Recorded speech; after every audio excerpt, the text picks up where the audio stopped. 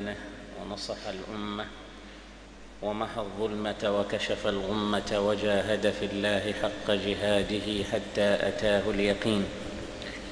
فجزى الله سيدنا محمدا خير ما جزى به نبيا عن أمته ورسولا عن قومه. اللهم صل وسلم وبارك على هذا النبي الأمين وعلى آله وأصحابه ذوي الشرف العظيم.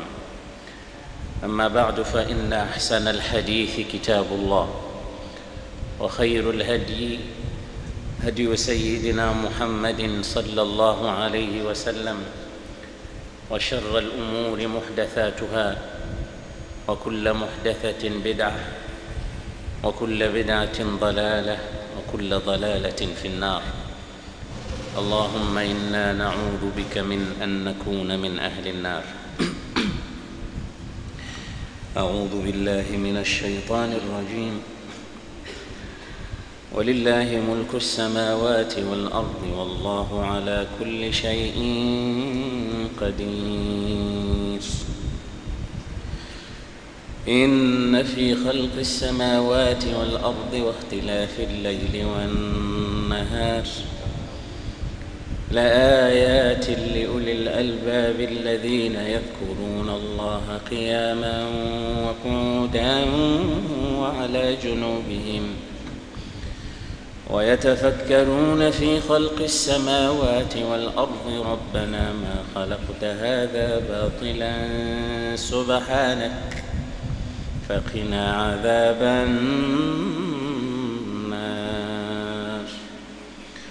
ربنا إنك من تدخل النار فقد أخزيته وما للظالمين من أنصار. ربنا إننا سمعنا مناديا ينادي للإيمان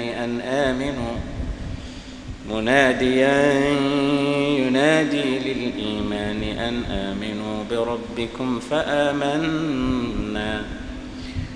ربنا فاغفر لنا ذنوبنا وكفر عنا سيئاتنا وتوفنا مع الأبرار.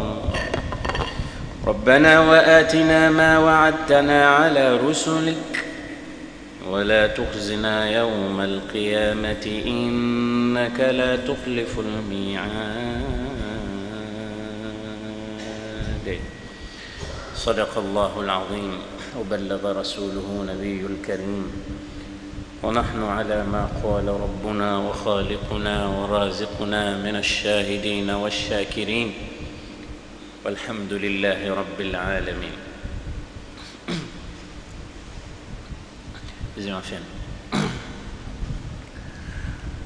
Tumefika katika kauli yake Mwenyezi Mungu, walillahi mulku samawati wal ardh, ni wake yeye Mwenyezi Mungu ufalme wa mbingu na ardhi, yani kila kilichoko katika ardhi, kilichoko mbinguni. Na hivi ndivyo vitu viwili ambavyo sisi tunaviona, lakini kuna vitu vingine ma bainahuma, vilivyokuwepo baina ya mbingu na ardhi. Vitu hivi hatuvioni, na kuna mengi hatuyaoni. Yote ni milki yake Mwenyezi Mungu Subhanahu wa Ta'ala. Lillahi mulku samawati wal ardu wallahu ala kulli shay'in qadir. Na Mwenyezi Mungu juu ya kila kitu ni muweza, kila kitu anaweza kukifanya. Aya hizi zinauzungumzia ukubwa wa Mwenyezi Mungu, adhamatullah, na ufalme wa Mwenyezi Mungu, ili mwanadamu amtambue Mola wake. Akishamtambua atamheshimu, atamtukuza, atamuitikia, na atajua yeye asili yake na wapi anatoka na wapi anakwenda. Lakini aya ambazo ziko mbele yetu ambazo leo tutaondokea nazo ni katika aya adhimu mno, aya kubwa sana, nzito, miongoni mwa aya zilizowahi kumtoa machozi Bwana Mtume Muhammad sallallahu alayhi wasallam.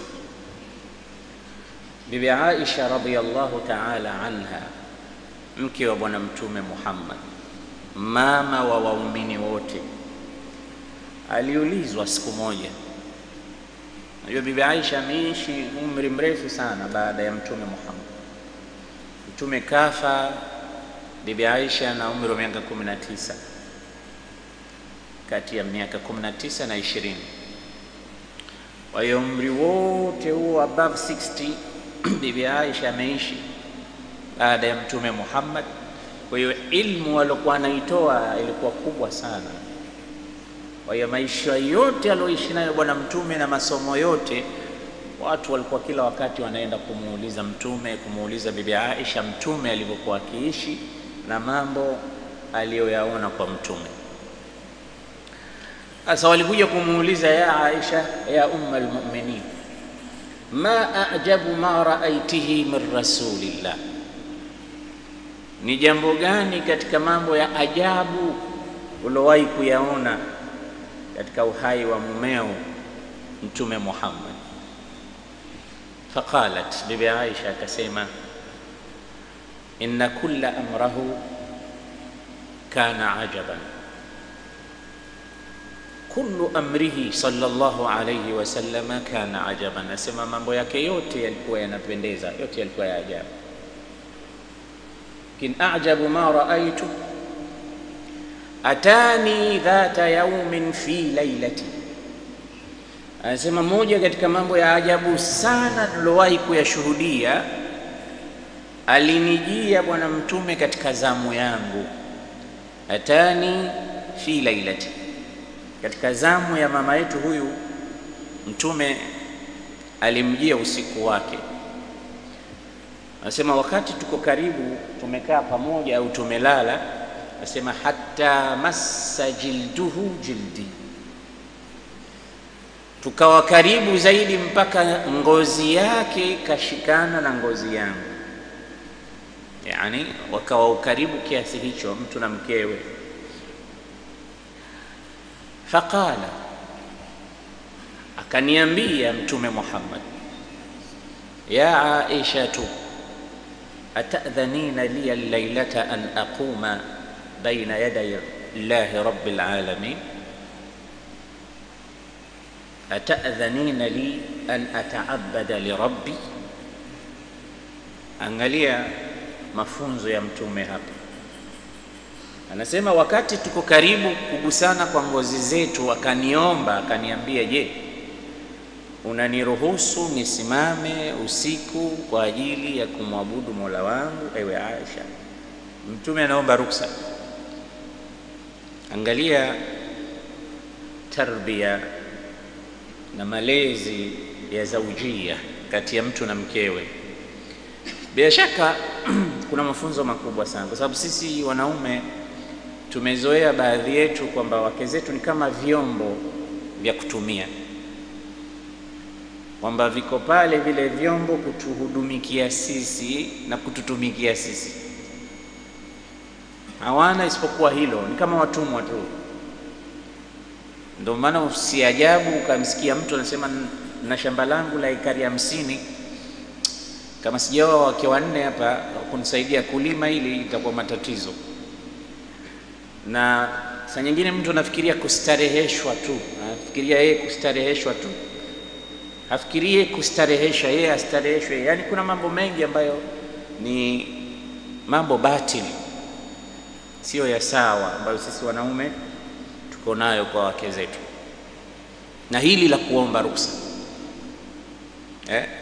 wakusikie vijana wenzako unaomba ruksa kwa mkeo, ambia jamaa kishaye kwa hapa, juzi nimemsikia bwana anaomba ruksa.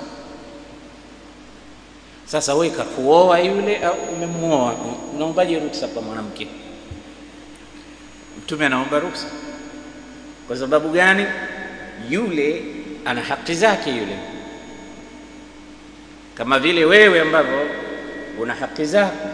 Wewe ulipozisamehe haki zako ukataka kufanya mambo mengine, je, yeye naye haki zake? Wewe muombe ruhusa. Punguza kidogo volume. Rama.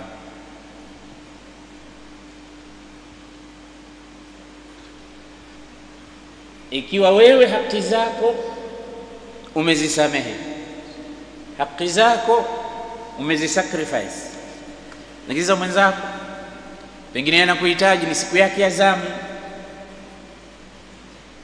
hujapita muda mrefu, anataka kuenjoy na wewe, na wewe unasimama usiku kucha unamwacha yeye kalala.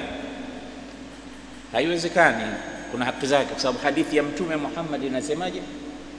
Inna li rabbika alayka haqqan wa inna li jasadika alayka haqqan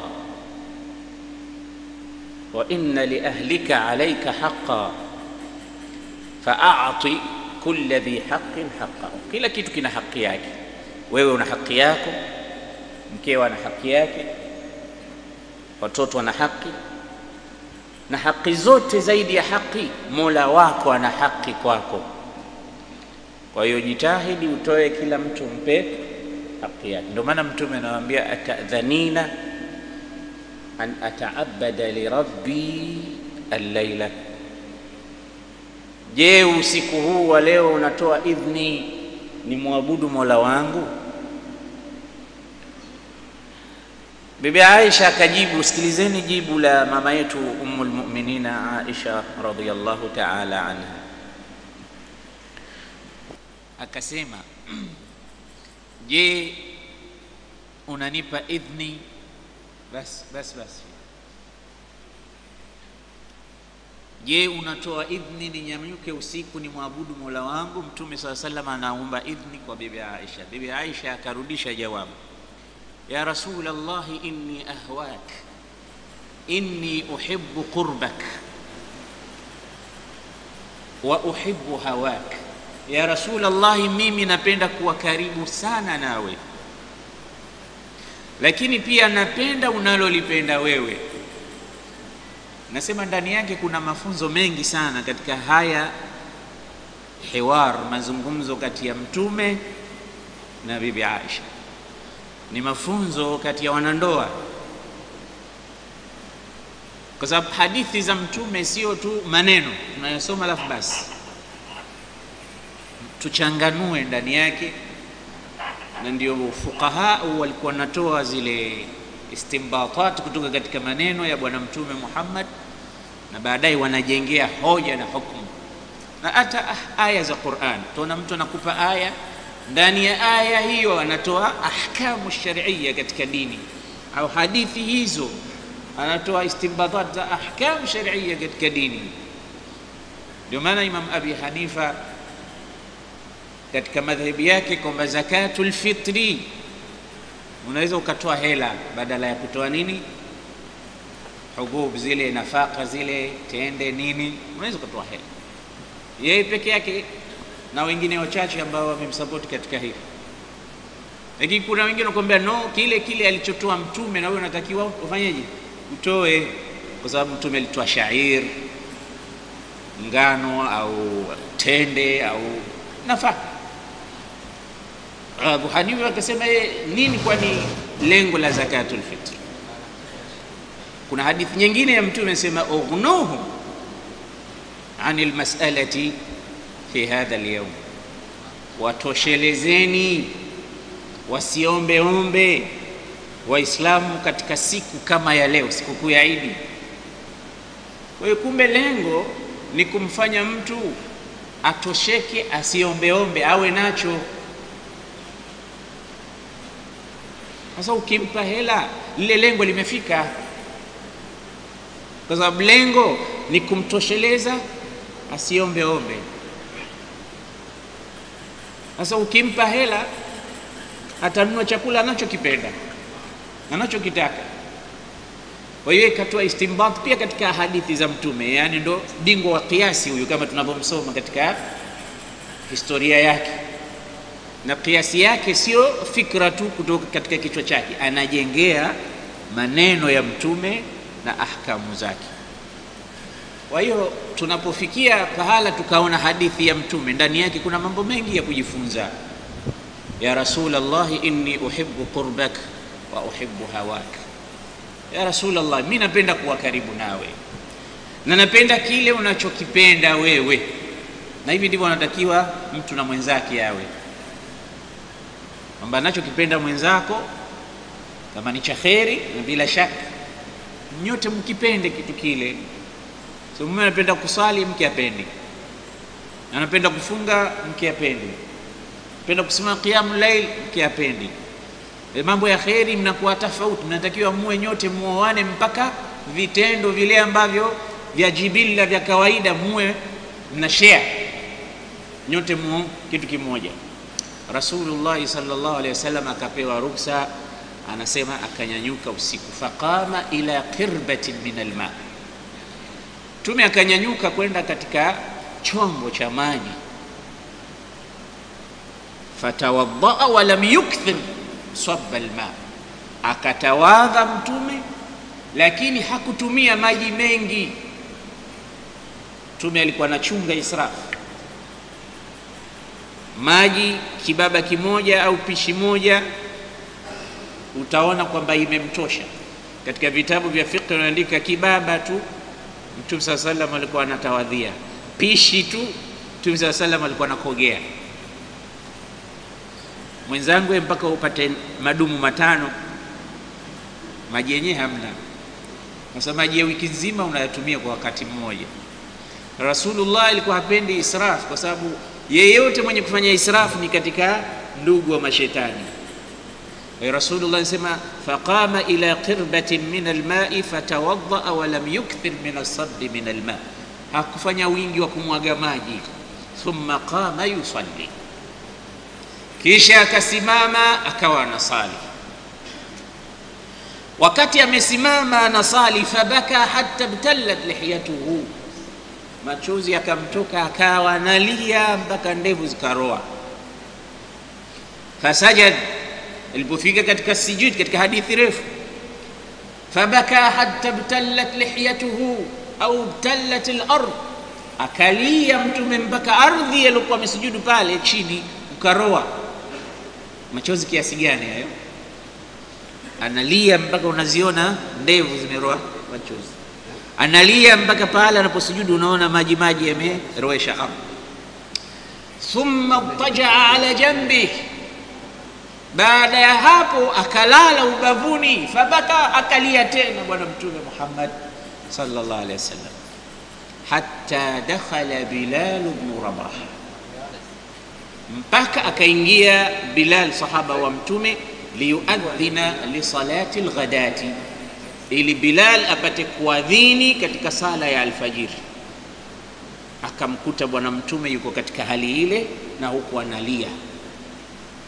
Faqala Bilal ya Rasulullah, Bilal akamuuliza mtume, atabki waqad ghafara Allahu laka ma taqaddama min dhanbika wa ma ta'akhkhar, unalia ya Rasulullah na wewe ndiye yule aliyesamehewa madhambi yake yaliyotangulia na atakayokuja, unalizwa na nini? Angalia favor alokupa Mola wako.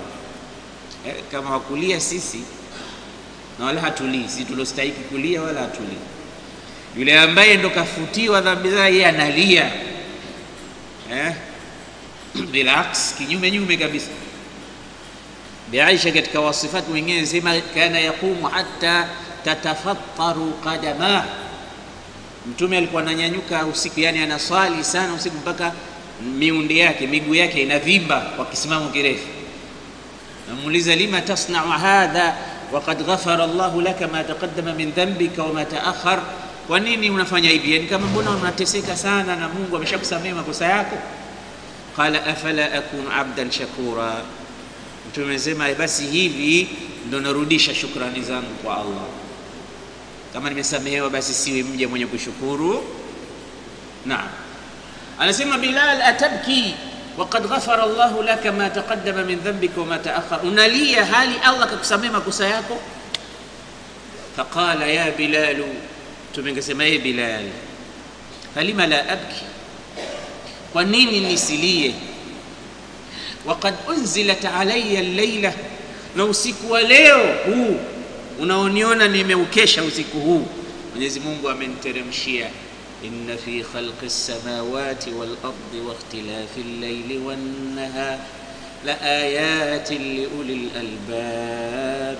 Akasoma bwana mtume mpaka akafika katika aya ya mwisho hapo. Kitizama, ya ayyuhalladhina amanu isbiru wasabiru warabitu wattaqullaha la'allakum tuflihun.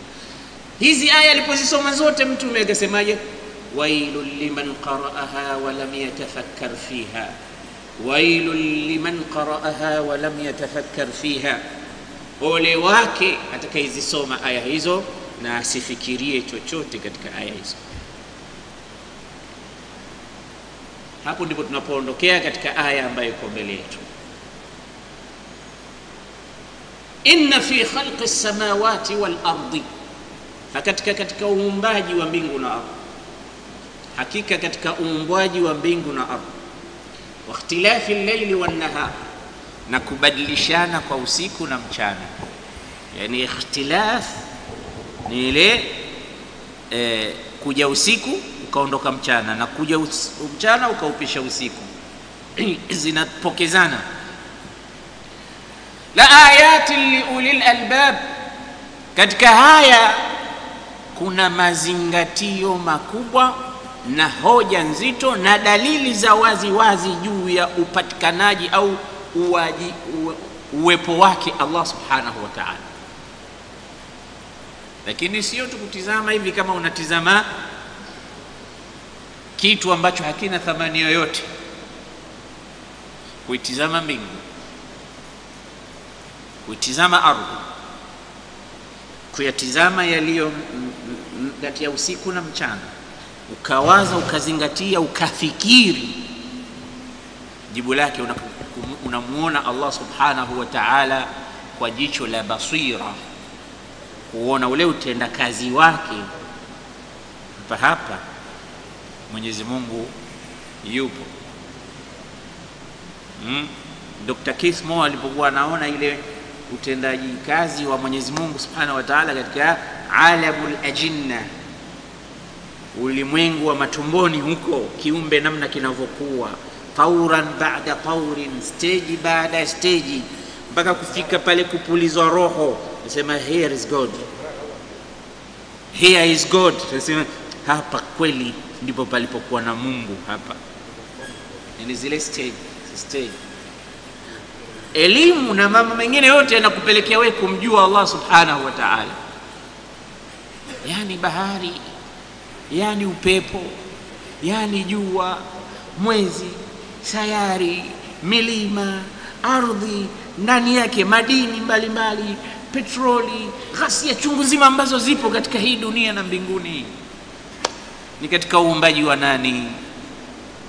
Ndio mambo yanakwenda tu hivi hivi. Usiku huo unakuja, siku nyingine unakuwa mrefu, siku nyingine unakuwa mfupi, siku nyingine kuna baridi, siku nyingine kuna joto, siku nyingine kuna upepo mkali. Fusul zote zile, saif, shita, rabi, kharif, zote zile na hali zake,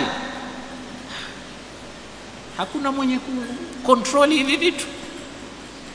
Ndio wale walokuja wakasema bwana, kila kitu ni nature, kila kitu ni nature, hakuna chochote, mambo yenyewe tu yametokea basi. Kaja alim kujadiliana nao, kasema tukutane kesho saa fulani. Kesho yule alim akachelewa maksudi. Wale kwanza, mnaona hata ahadi ya watu hawana.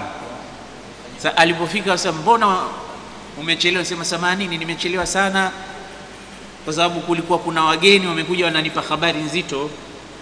Wanasema kumeingia jahazi bandarini, halina rubani, halina sailors wale mabaharia, lina mizigo shehena kwa shehena, limekuja lenyewe tu, afu limepaki bandarini, afu limeanza kupakua mizigo lenyewe, alafu likapakia na lenyewe vingine, alafu likaondoka.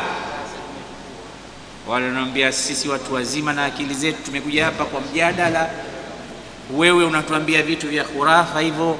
Jahazi litakujaje lenyewe bila ya captain, lipakue lipakie liondoke? Wewe una akili kweli? Sasa nasema kama mnashangaa kijijahazi kidogo tu 40 feet, nyinyi mnakuja na fikra kwamba ulimwengu wote ni nature, unajiendesha wenyewe tu, hauna mwenyewe huu. Kijahazi lazima kiwe na captain. Ulimwengu je? Fahadha huwa alalam lahu mudiruhu. Ulimwengu na director wake, una mwenyewe na uongoza mwenyewe. Ukiona jua leo joto limekuwa mwenyewe huyo. Ya'malu fil khafa, yaduhu ta'malu fil, huoni lakini ujue yupo. Umuone anavyozungusha jua, anavyolipeleka jua, anavyolicontrol. Huoni lakini unaona yale mambo na hali na utenda kazi wake. Tayari umeshamuona Mola Subhanahu wa Ta'ala kazi yake. Wale wakarudi nyuma sasa, lakini kweli ikawa ameshawashinda kwa hoja. Kwa ajili hiyo basi Allah Subhanahu wa Ta'ala anatutajia utenda kazi wake tupate kumjua. Inna fi khalqi samawati wal ardh, hakika katika uumbwaji wa mbingu na ardhi, wa ikhtilafi al-layli wan nahar, na kupokezana kwa usiku na mchana na kupishana kwao, la ayatin, kuna dalili waziwazi, liulil albab, lakini kwa wenye akili, wakawa wanazifanyia kazi zile akili zao, wakachanganua, wakapekua na kupembua, wakapata habari juu ya utendakazi wa Allah. Bila hivyo hupati kitu hapo. Ndio lazima utulize akili kwa fikra. Kwa hiyo fikra na kufikiria imekuwa moja katika ibada kubwa kiasi. Hasanul Basri, faqihu Basra, anasema alfikratu saa khairun min qiyami layla. Anasema kufikiri kwa saa moja ni bora kuliko kusimama usiku kwa kufanya ibada za usiku zile za qiyamul layl. Fikra ni ibada, ukawaza ukapata jibu. Akili, ndio Imam Abi Hanifa anasema zitumieni akili zenu kuzibainisha na kuzifahamisha aya za Mwenyezi Mungu na hadithi za Bwana Mtume Muhammad sallallahu alaihi wasallam, kaziweka wazi kwa watu. Aya hii inafanana na aya moja, sikumbuki ni aya ya ngapi, katika suratul Baqara tumeisoma. Inna fi khalqis samawati wal ardh wa ikhtilafil layli wan nahar والفلك التي تجري في البحر بما ينفع الناس وما أنزل الله من السماء من ماء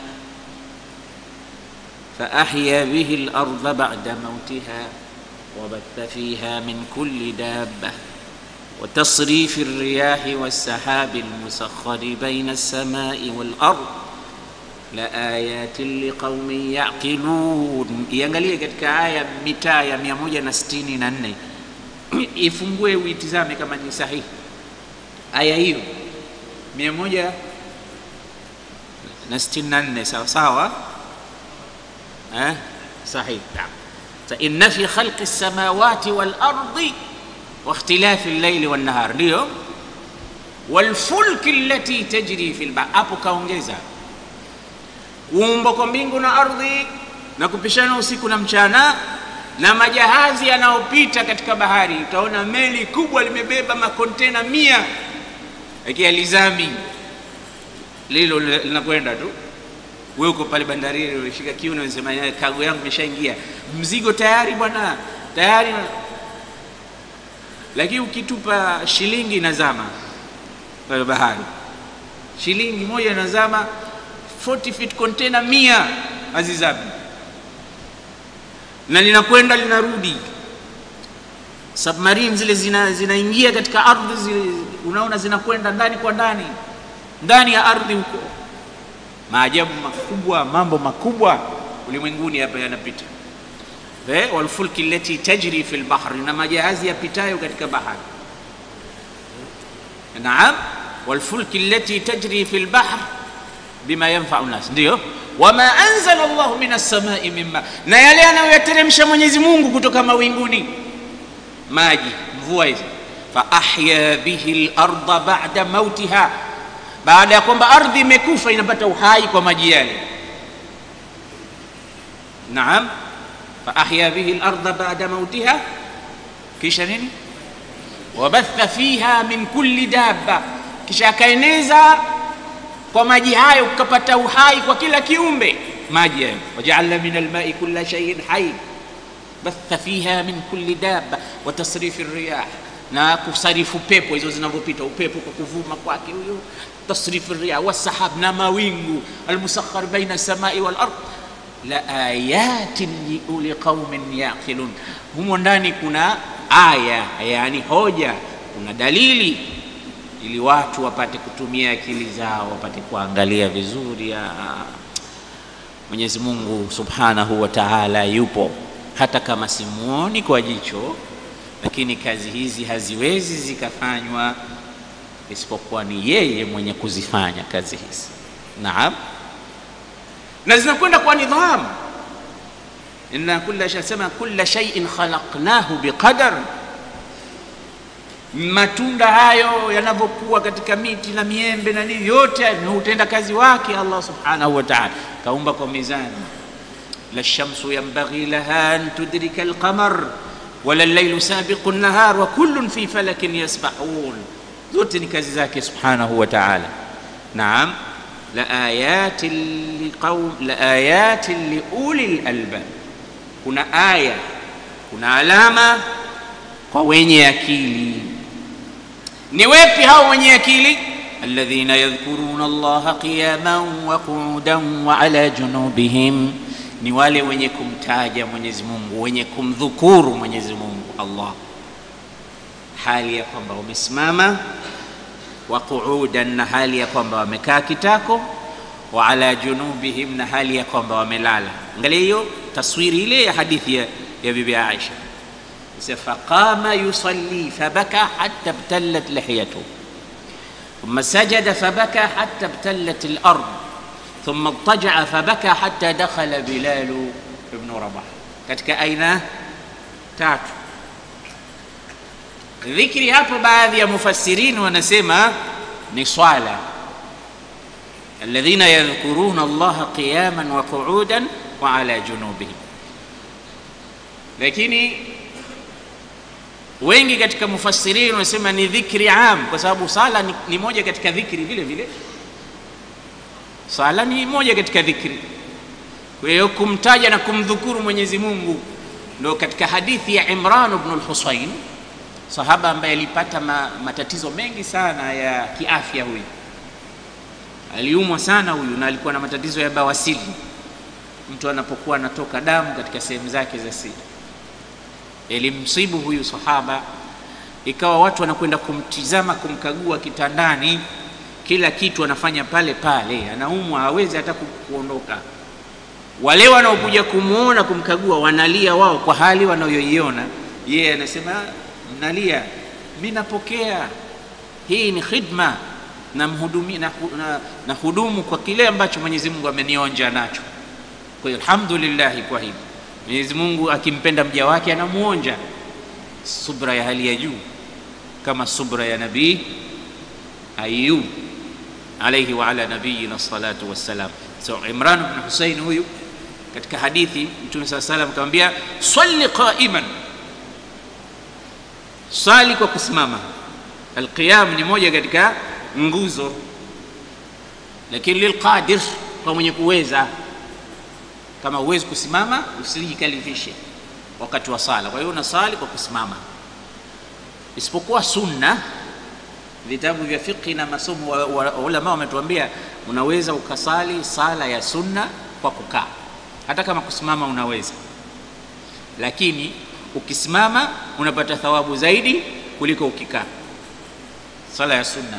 Lakini sala ya faradhi lazima usimame, unless iwe huwezi kwa maradhi au kwa matatizo fulani. Kwa hiyo kama huwezi, hadithi ya Mtume imekuja salli qa'idan, kama huwezi kwa kusimama, swali kwa kukaa kitako.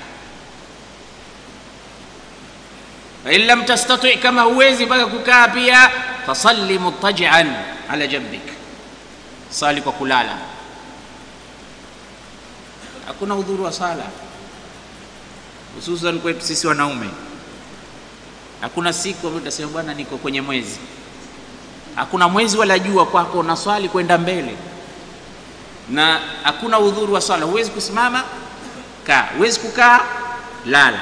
Huwezi kulala, anasema ima mnasali kwa kuashiria. Kwa kuashiria, yani kwa ishara.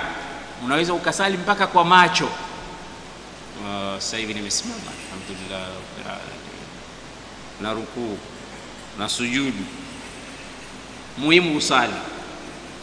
Naam, hiyo ndio swala. Bali hata ukiwa vitani, kuna sala maalum, salatul khawf, lakini hakuna kuacha sala.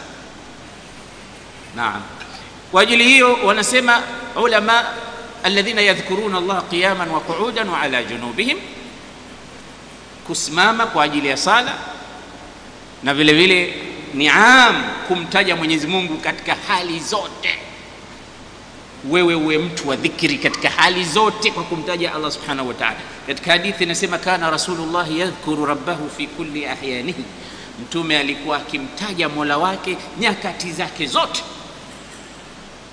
Anamtaja Mola wake kila wakati wake, anamtaja Mola, isipokuwa katika zile sehemu istithnaia kama kwenda haja, msalani, nini, lakini wakati wake wote mtume amedumu na dhikri.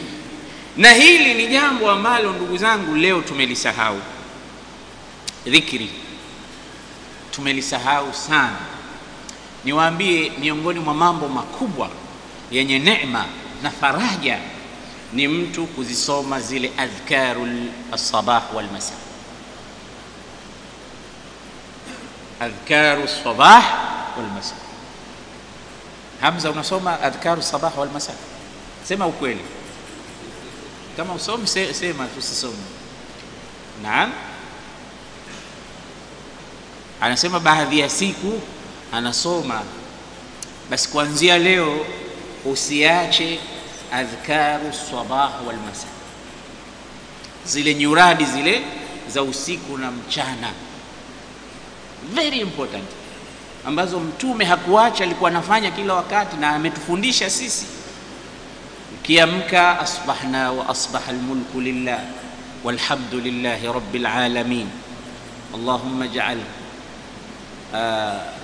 khayra hadha as-sabah, Allahumma ij'al li khayra hadha as-sabah wa khayra ma fihi, Allahumma inni as'aluka khayra hadha as-sabah wa khayra ma fihi, au Allahumma inni as'aluka khayra hadha al-yawm wa khayra ma fihi wa a'udhu bika min sharrihi wa sharri ma fihi, Allahumma ma asbaha bi min ni'ma wa bi ahadin min khalqik faminka anta faminka wahdaka la sharika lak falaka alhamdu wa laka ash-shukr.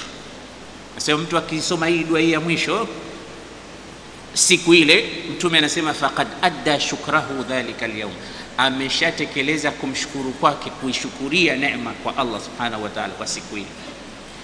Anasema katika hadithi nyingine, man qala raditu billahi rabban wa bil islam dinan wa bi Muhammadin sallallahu alayhi wa sallam nabiyyan kana haqqan ala Allah an yurdiyahu yawm al-qiyamah. Mwenye kusema maneno haya, nimeridhika kwa Mola wangu kwa ndo Rabb, na mtume wangu kwa ndo nabii sallallahu alaihi wasallam, imekuwa haki kwa Allah kumridhisha mtu huyu siku ya kiyama. Allah atakuridhisha. So raditu billahi rabban wa bil islam dinan wa bi Muhammadin sallallahu alaihi wasallam nabiyyan, na wewe atakuridhisha Allah siku ya kiyama.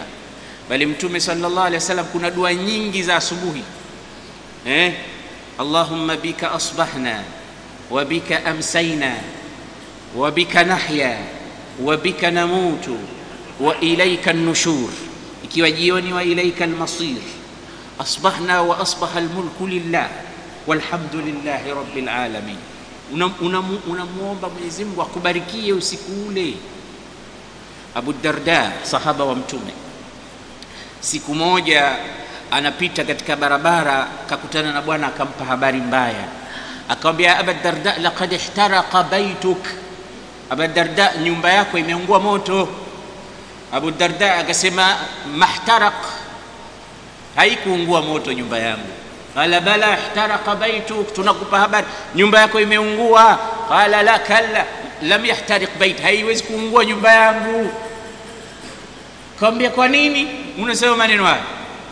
Anasema ma kana Allah liyaf'alahu, ma kana Allah liyaf'alahu, yani haiunguzi Mwenyezi Mungu nyumba yangu, hata iunguza nyumba yangu Mwenyezi Mungu. Sema limadha? Sema likalimatin sami'tuha min rasulillah qultuha, kwa maneno niliyasikia kutoka kwa mtume na mimi nimeyasema nilipotoka nyumbani kwangu.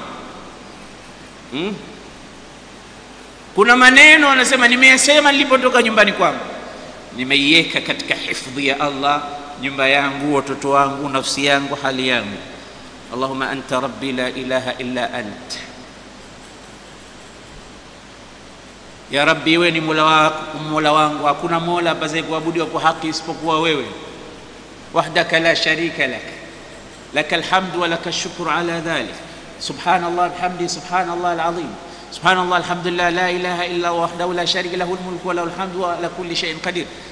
Katika maneno aliyosema Abu Dharr, sema Allahumma anta rabbi la ilaha illa ant alayka tawakkaltu, hadithi. Allahumma anta rabbi la ilaha illa anta alayka tawakkaltu. Kisha kaendelea ma shaa Allahu kana wa ma lam yasha lam yakun wa la hawla wa la quwwata illa billahi al-ali al-azim. A'lamu anna Allah ala kulli shay'in qadir wa anna Allah qad ahata bi kulli shay'in ilma. Allahumma inni a'udhu bika min sharri nafsi wa min sharri kulli dabbatin anta akhidhun bi nasiyatiha inna rabbi ala siratin mustaqim. Mpaka mwisho hapo. Allahumma anta rabbi la ilaha illa ant alayka tawakkaltu, mpaka hapo. Allahumma inni a'udhu bika min sharri nafsi wa min sharri kulli dabba anta akhidhun bi nasiyatiha inna rabbi ala siratin mustaqim. Nimesema maneno haya nilipoondoka mimi, nakataa nyumba yangu haiwezi kuungua. Angalia imani ya kiasi gani, ana 100% sure. Wanaambia imeungua nyumba yako, akasema haiungui, katizameni. Na yeye wala hayupo. Watu wakarudi wakafika, naona nyumba zimeungua, lakini moto umeiruka nyumba ya Abu Darda. Tafikiria ulikuwa unajua mwenye nyumba hii kasema nini.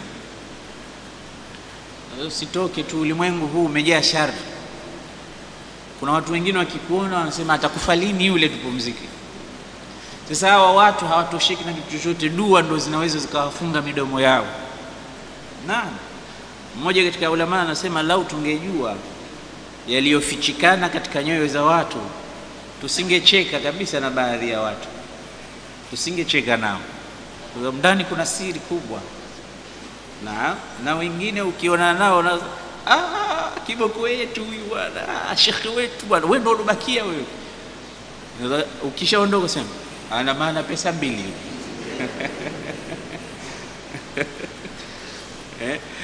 Sasa mimi nampenda mtu ambaye anadhihirisha uadui kwangu, nampenda sana kwa sababu yule 100% nishajua nini anachokitaka. Nampenda sana kuliko yule mtu ambaye ahla alhabib, sasa ana maana pesa mbili. Unaona? Na watu hao wapo, wewe unao madui, mwingine anao, sote tunaishi hivi. Asa bila ya kuhami kwenda katika nguzo ya Allah subhanahu wa ta'ala na kutafuta ile support ya Allah subhanahu wa ta'ala na nguvu zake, tunakwenda vibaya katika ulimwengu. Macho, hasad, chuki, shahna, baghdha. Ndio maana unasema amka, shamka tu, alhamdulillahi alladhi ahyani ba'da ma amatani wa ilayhi an-nushur. Dua hizi ambazo unazisoma asubuhi, zisome hizo hizo jioni. Sema Allahumma inni asbahtu ushhiduka wa ushhidu hamalata arshika wa malaikataka wa jami'a khalqika annaka anta Allah la ilaha illa ant wa anna Muhammadan abduka wa rasuluk. Hii unaisema nini asubuhi? Hiyo ikifika jioni, Allahumma inni amsaitu ushhiduka wa ushhidu hamalata arshika wa malaikataka wa jami'a khalqika annaka anta Allah la ilaha illa anta wa anna Muhammadan abduka wa rasuluk. Asubuhi unasema asbahna, jioni unasema amsayna. Zichukue hizi, ni muhimu sana kijana. Ni vitu muhimu sana, adimu sana, ambapo mtume wetu Muhammad baadhi yake amevizungumzia natija yake. Anasema Mtume katika kitu kinaitwa sayyidul istighfar, asema mwenye kusema Allahumma anta rabbi la ilaha illa anta khalaqtani wa ana abduk wa ana ala ahdika wa wa'dika mastata'tu a'udhu bika min sharri ma sana'tu abu'u laka bi ni'matika alayya wa abu'u bi dhanbi faghfir li fa innahu la yaghfiru dhunuba illa ant. Anasema hii inaitwa sayyidul istighfar, master wa istighfar, bwana wa istighfari zote unazozijua wewe, huyu ndo bwana wao.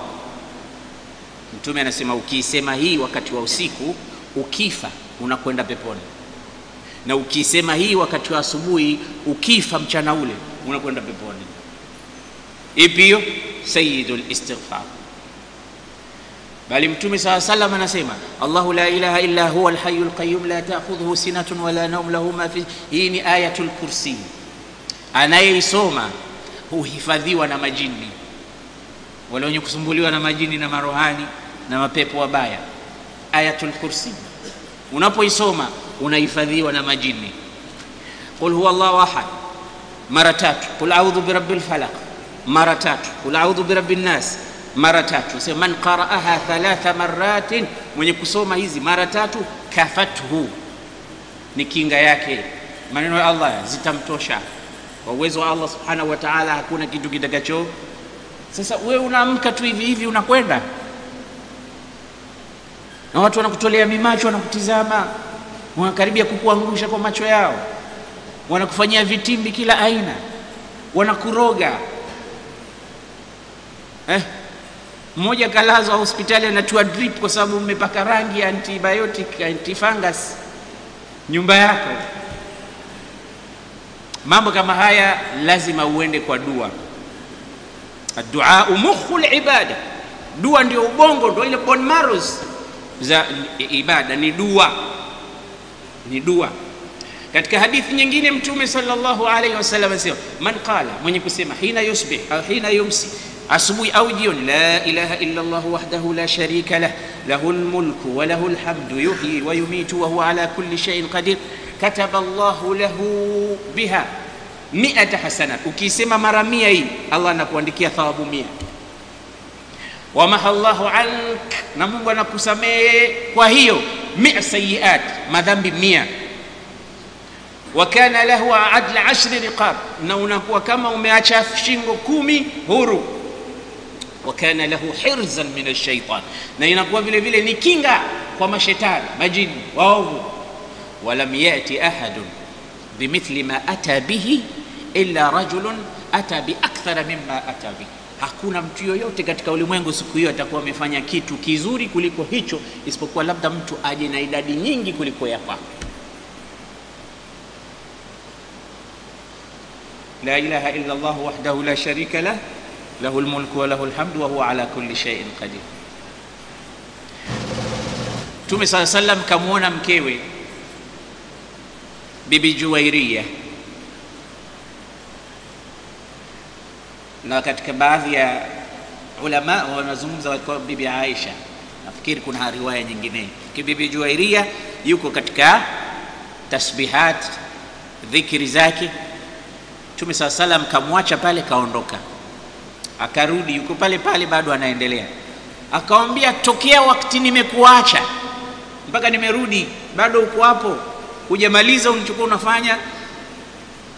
Mtume sallallahu alayhi wasallam akamwambia, wallahi nilipoondoka qultu 4 kalimatin 3 marrat, nimesema maneno matatu manne mara 3.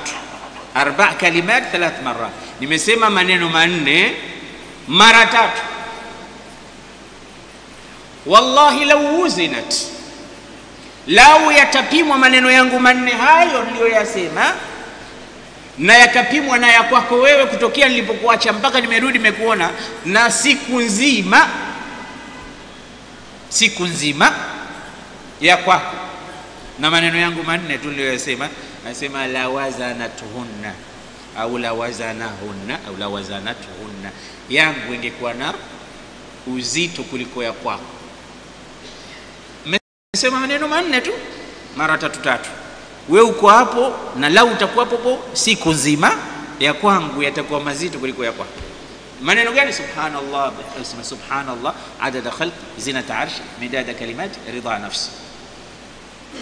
Subhanallah adada khalq midada kalimati ridha nafsi zinata arshi. Kasema maneno hayo tu bwana mtume mara 3. Subhanallah adada khalqi zinata arshi midada kalimati ridha nafsi. Lau yatapimwa yangu na ya kwako ya siku nzima, ya kwangu la wazanatuhunna, ingekuwa na uzito mkubwa. Sasa maneno haya kweli yanasema talibul ilm kama wewe unakaa bila ya nyuradi, anasema kalimatan khafifatan ala al-lisan thaqilatan fil mizan habibatan ila ar-rahman. Maneno gani haya? Subhanallah bihamdihi subhanallah alazim. Maneno mawili ni mazito katika mizani, kimepesi katika ulimi, lakini ni vipenzi kwa Mwenyezi Mungu. Subhanallah bihamdihi subhanallah alazim. Moja tu. Anasema alikuwa mzee mmoja, hii uradi ulikuwa uradi wake huo, kila anapo subhanallah bihamdihi subhanallah alazim, subhanallah bihamdihi subhanallah alazim, subhanallah. Huyu mzee akaumwa, akaugua mpaka akapoteza, manake akazimia. Akija juu anasikia anasema subhanallah bihamdihi subhanallah, subhanallah bihamdihi subhanallah, kwa sababu ameishi katika hilo. Dokta anakuja kumkamata na daktari, kalimatani khafifatani ala al-lisan thaqilatani fil mizan habibatani ila rahman. Usifanye kitu kwanza, nakupa zawadi, nampa hiyo subhanallah bihamdihi subhanallah mpaka anakufa. Maneno haya anayakariri. Kwa hiyo haya yote ni dhikri. Mtume wetu Muhammad sallallahu alayhi wasallam anakuja mtu anamwambia Rasulullah, mimi nimekuwa mtu mzima, memory yangu haiwezi kudhibiti vitu vingi, nipe vitu vichache ambavyo nitavihifadhi, ambavyo nikifanya kheri, nikivitumia kheri zake zinakuwa nyingi. Nifanye nini? Mtume akamwambia la yazalu lisanuka rataban bidhikrillah, usiache ulimi wako kuwa maji maji, yani chapa chapa kwa kumtaja Allah. Kila wakati mtaje Allah, dhikri. Katika hadithi nyingine al-Qudsi Mwenyezi Mungu anasema man shaghalahu dhikri an mas'alati, kama mtu atashughulika na kunitaja akaacha kuniomba. Maana kuna watu wanamuomba Allah, ya Rabbi nipe, ya Rabbi nipe, lakini yeye hamuombi Allah, anamdhukuru. Kazi yake dhikri. Ndio anasema man shaghalahu dhikri an mas'alati, atakayeacha kuniomba akashughulika na kunitaja, a'taituhu afdala mimma u'ti sa'ilin, mimi nitampa bora kuliko yale wanaoniomba wenye kuomba. Wale wenye kuniomba basi sitowapa bora kama ninachompa yeye anayenitaja. Kuna kisa tarifa ambacho huwa napenda nikitaje katika fadhila za dhikri. Kinapokewa hichi kisa kusimuliwa, baadhi yao wanasema alikuwa ni Ibrahim ibn Adham na wengine wanasema alikuwa ni Imam Ahmad ibn Hanbal. Alisafiri kwenda katika ardhi ya Makkah au Madina, kaingia msikitini moja katika misikiti. Wakati yuko ndani ya msikiti, salatu al-isha, ni usiku umefika, yeye ni mgeni, hana kwa kwenda, kaona apumzike msikitini. Lakini wenye kusafisha misikiti wakamwambia utoke sasa hivi, wakati umefika, watu wameshatoka wote, tunataka kufunga misikiti. Kwa misikiti nafungwa, msikiti wa Makkah haufungwi, lakini hata msikiti wa Madina unafungwa japo kwa masaa mawili sasa hivi, ili kwa ajili ya kufanya usafi na vitu vingine. Sasa yule bwana akamwambia mimi mgeni, niacheni hapa hapa, nyinyi fanyeni, fungeni, mkija asubuhi mtanikuta hapa. Sema no, hatuwezi kukuacha, hatujui mtu huyu anatoka wapi. Na kweli msikiti wa Makkah wa Madina umeungua moto mara nyingi, mpaka mimbari ile ya zamani iliungua moto kwa sababu ya pengine visa mbalimbali kama hivyo. Hatujui mwema wala mzuri anayekuja katika baadhi ya tukiacha misikiti wazi, vibaka watakuja kuiba saa hizo, microphone, na wakati saa haifikia ataweka misafu ndo ngazi yake akanyagie apachue saa. Akamwambia bwana mimi niacheni gharib. Akamwambia no, utoke bwana. Walipoona yule anazembea wakamkamata mikono na miguu, wakamburura, wakamtoa nje. Kumbe ni mtu mkubwa, hawamjui, lakini asokujua siku zote huwa hakuthamini. Yarete angejua huyu ni mtu gani. Kumbe ni Ibrahim ibn Adham. Wakati uko nje kapita bwana mmoja pale, akasema gharib, we mgeni, ilhaq, akasema alhiq, njoo nyumbani na sehemu nzuri, mimi nafanya kazi ya kuchoma mikate na kuoka mikate, kuna baridi leo, utakaa jikoni kwangu pale, utapata moto ule, baridi itakutoka mpaka alfajiri, utaendelea na mambo yako. Sema wakati yuko pale jikoni bwana anachoma mikate yake, subhanallah, bismillah, analeta dhikri, chukua mkate anaika dhikri, akikanda unga analeta dhikri, subhanallah, alhamdulillah. Yule mgeni akaona ajabu, kamuuliza kutokea lini kazi unaifanya ya dhikri kama hizi? Akamwambia muda mrefu sana. Akamwambia lakini huna dhikri nyingine isipokuwa hiyo? Akasema hiyo inanitosha, na dhikri hizi nazifanya kwa muda, na leo umeingia mgeni, umeniona, nataka nikupe faida. Kutokea wakati nilipoanzana na kukamatana na dhikri, sijawahi kumwomba Mwenyezi Mungu kitu au jambo akaninyima. Fadhila za dhikri hizo, sijawahi kumwomba Mwenyezi Mungu kitu nikakikosa. Lakini kuna kitu kimoja nimeomba mpaka sasa hivi sijakipata. Kitu gani? Kamuuliza. Sasa nimemwomba Allah kabla sijaondoka duniani nimuone Ibrahim ibn Adham, mcha Mungu katika hii dunia, lakini mpaka leo sijamuona. Ibrahim bin Adham mwenyewe ndio huyo. Akamwambia, kwa nini unataka kumuona Ibrahim bin Adham? Wewe ni bora kuliko Ibrahim bin Adham. Kwa sababu Mwenyezi Mungu amehakikisha naletwa mbele yako hata kwa kubururwa. Wamenikosea adabu vijana, wameniburura, ili mradi tu mpenzi wa Mwenyezi Mungu aliyoomba dua amuone Ibrahim bin Adham, dua yake itakabaliwe. Sasa mimi ndo Ibrahim bin Adham mwenyewe. Dua, ndugu zangu, na dhikri ni kitu kikubwa sana. Kama utaacha dhikri na nyuradi kuanzia leo, nitakushangaa na utakuwa miongoni mwa watu ambao hawafikiri. Wakati Mtume sallallahu alayhi wasallam anasema wailul liman qara'aha wa lam yatafakkar fiha, ole wake mtu ambaye anaisoma hiyo wala hafikiri. Wayatafakkaruna fi khalqi samawati wal ardh, na wanafikiria katika uumbwaji wa mbingu na ardhi. Rabbana, wanasema Mola wetu, ma khalaqta hadha batilan, hukuumba hivi vitu bure bure. Subhanak, umetakasika na sifa hiyo ya kuumba vitu bure bure bila hekima. Subhanak, utakasifu ni wako. Rabbana ma khalaqta hadha batilan subhanaka faqina adhaban nar, basi tuepushe, tukinge na adhabu ya moto. Sawa?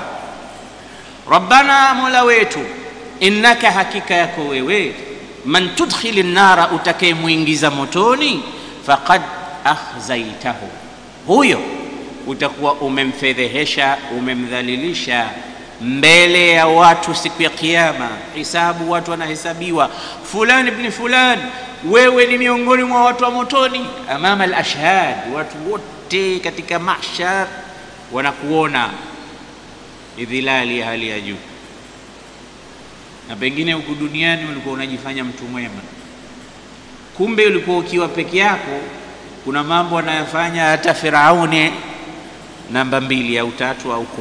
Lakini wewe ukiwa mbele ya watu unaonekana kama waliyu min awliyaillah. Rabbana innaka man tudkhilin nar faqad akhzaytahu, Mola wetu, utakayemuingiza motoni umemfedhehesha, amedhalilika mbele ya watu siku hiyo. Naam. faqad akhzaytahu, umemfedhehesha. Alafu wama lidhalimina min ansar, na madhalimu hawatokuwa na mwenye kuwanusuru siku hiyo. Madhalimu ni akina nani? Ni makafiri.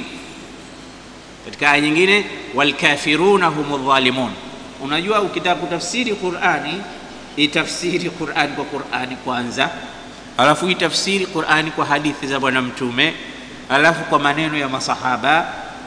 Qur'ani inatafsiriwa hivyo. Katika miongoni mwa aya tulizozisoma, walkafiruna humudh dhalimun, na makafiri ndio madhalimu. Wamejidhulumu nafsi yao, wamedhulumu haki za Allah, wamefanya mambo mengi tu.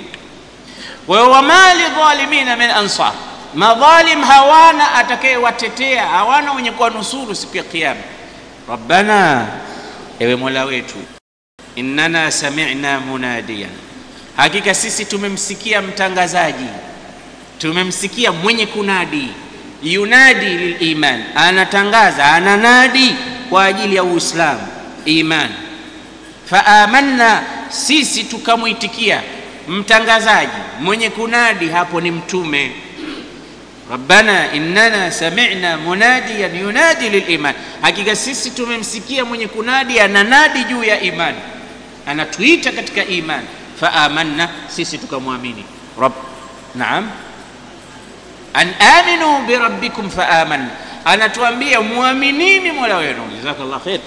Muaminini Mola wenu, faamanna, nasi tukafanyaje? Tukaamini. Ndio Rabbana, Mola wetu, faghfir lana dhunubana, tusamehe madhambi yetu makubwa makubwa, wakaffir anna sayiatina, na tusamehe madhambi madogo madogo, waqina adhaban nar, na tuepushe na moto. Sayiat ni madhambi madogo madogo, dhunub ni madhambi makubwa makubwa. Kuna aya ya Qur'ani vile vile inasemaje? In tajtanibu kabaira ma tunhauna anhu, nasemaje? Nukaffir ankum, mkijiepusha na madhambi makubwa makubwa tutakusameheni na vile vidhambi vidogo vidogo. In tajtanibu kabaira ma tunhauna anhu nukaffir ankum sayiatikum.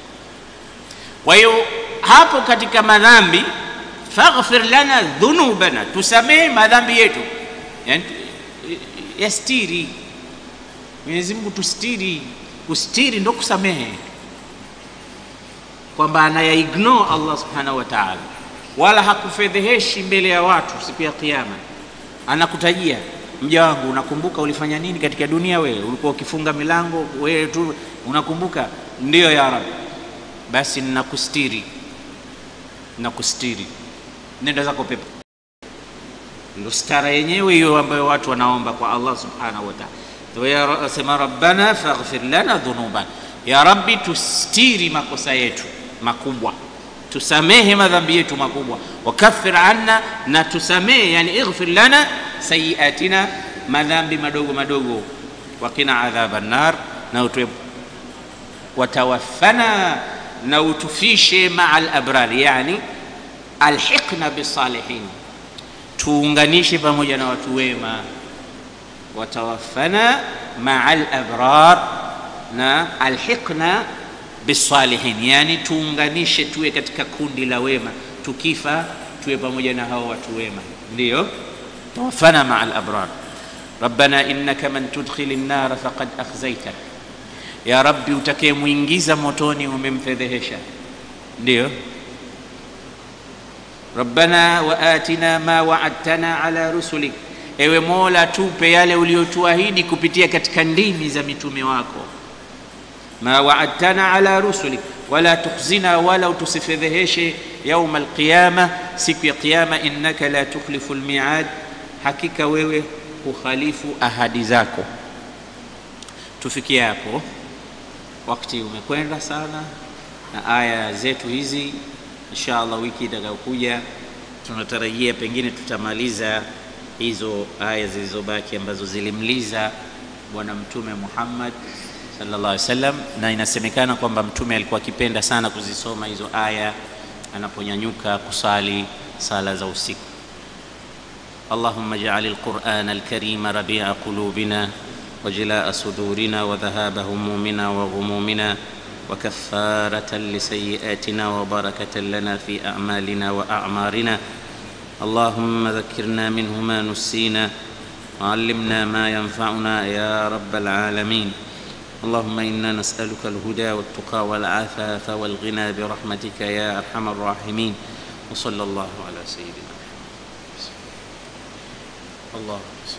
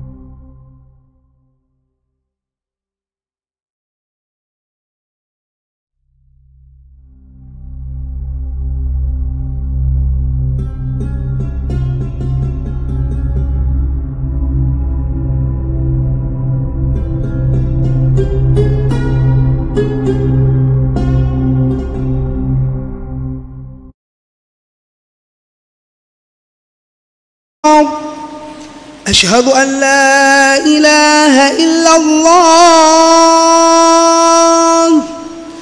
أشهد أن لا إله إلا الله.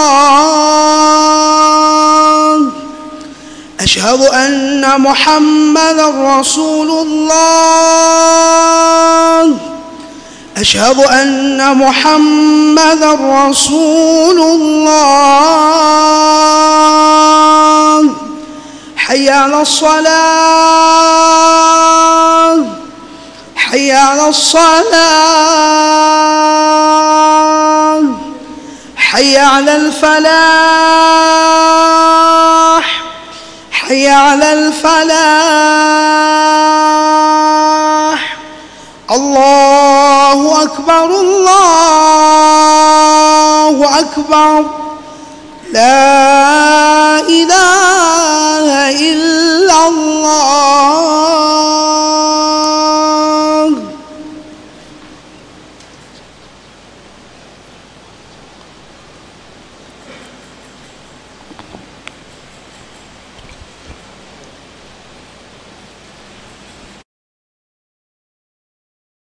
لا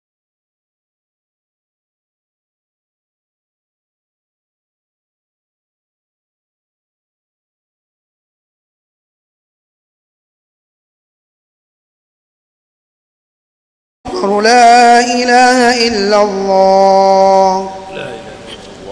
استقيموا واعتدلوا، صووا صفوفكم، حاذوا بين المناكب وسدوا الفرج، استووا. الله أكبر.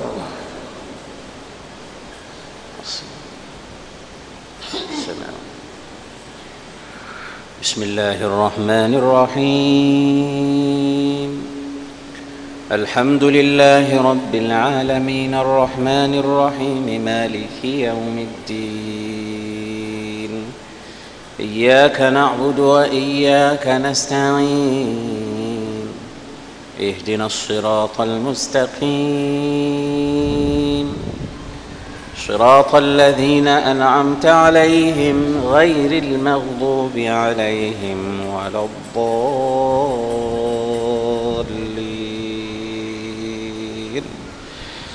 آمين.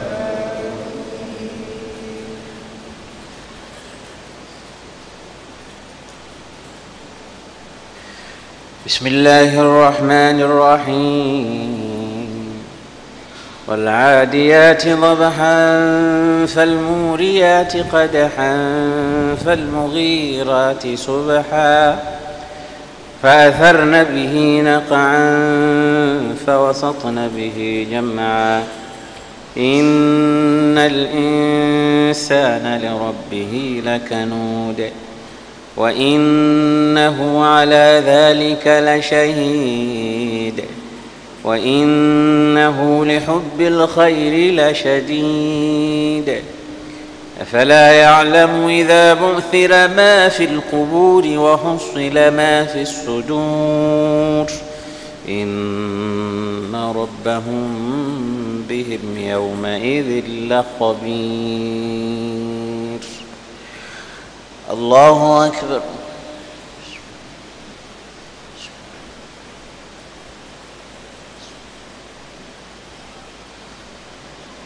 سمع الله لمن حمده.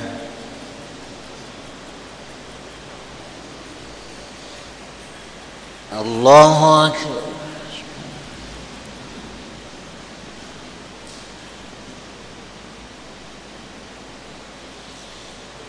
الله أكبر.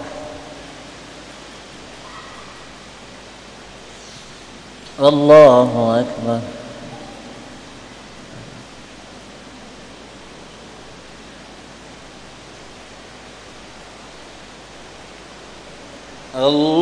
الله أكبر. بسم الله الرحمن الرحيم. الحمد لله رب العالمين الرحمن الرحيم مالك يوم الدين إياك نعبد وإياك نستعين اهدنا الصراط المستقيم صراط الذين أنعمت عليهم غير المغضوب عليهم ولا الضالين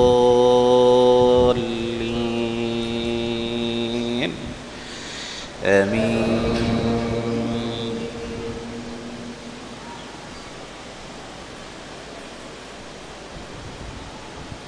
بسم الله الرحمن الرحيم.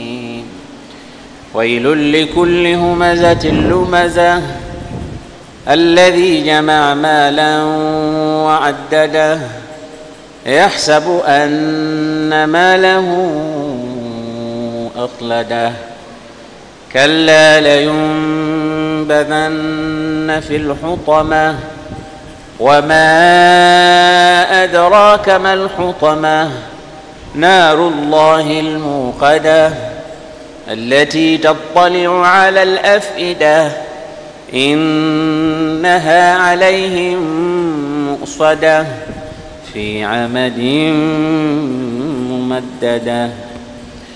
الله أكبر.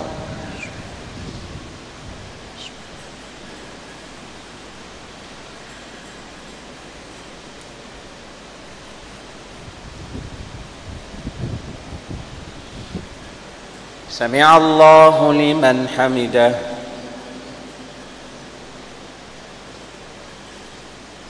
الله أكبر.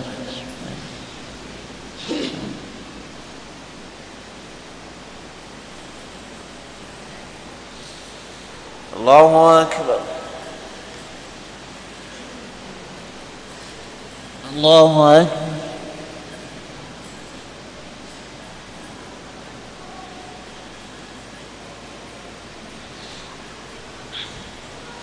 الله أكبر.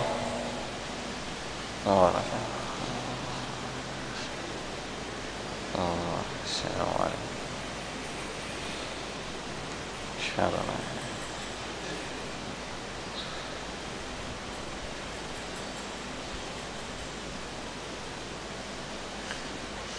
الله أكبر.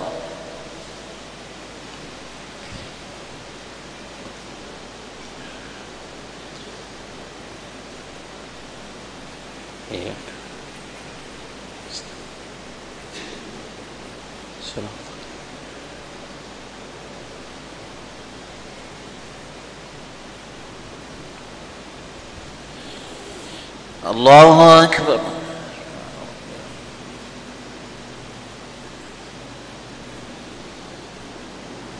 سمع الله لمن حمده. الله أكبر.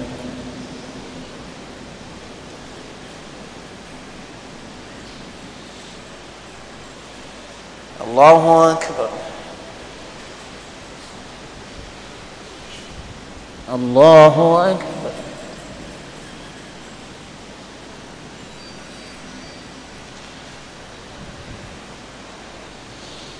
الله أكبر.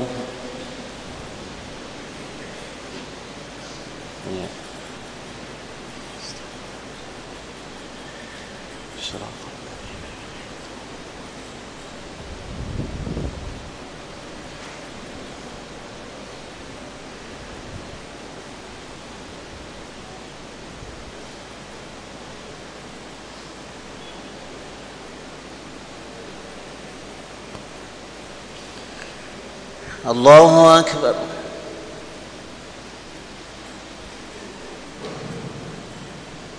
سمع الله لمن حمده. الله أكبر.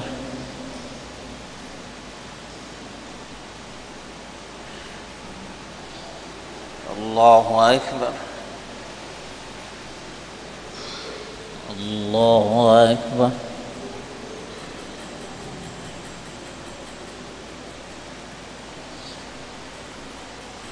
الله أكبر.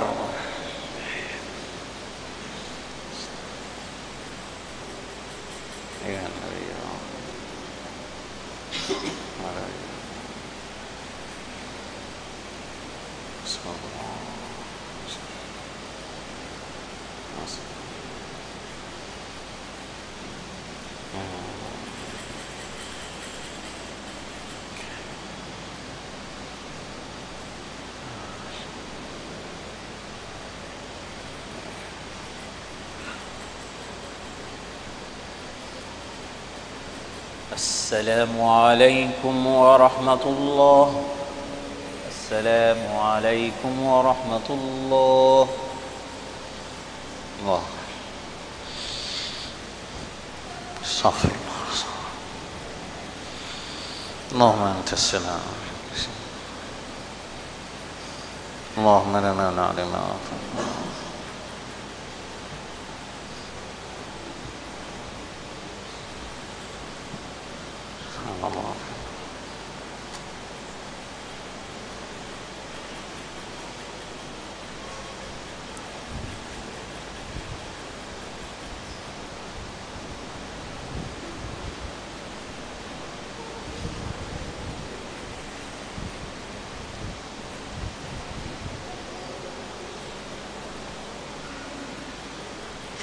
الحمد لله رب العالمين، الصلاة والسلام على رسول الله صلى الله عليه وسلم.